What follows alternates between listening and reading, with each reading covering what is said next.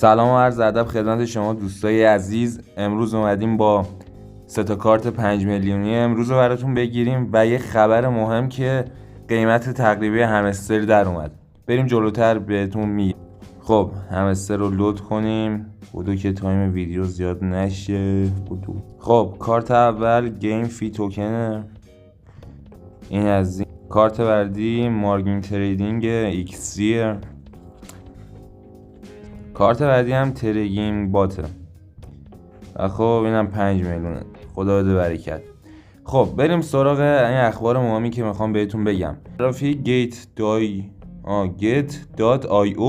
قیمت هر 500 تا همستر شده حدود 0.18 که یعنی تقریبا چقدر میشه 11-12 هزار تومان که واقعا قیمت خوبیه. حالا این قیمت مال پیش فروشه. بهتونم دیروز گفتم پیش فروش میان توکنای همستر رو به مدت محدود با تعداد با 10 میلیارد توکن الان این قیمت در اومده.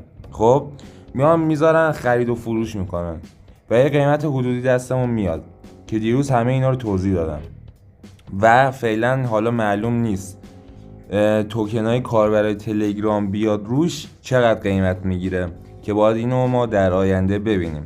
خیلی ممنون که تا اینجا ویدیو رو دیدید. اگه دوست داشتید حتما ساب کنید، لایک کنید. تا ویدیو بعدی فعلا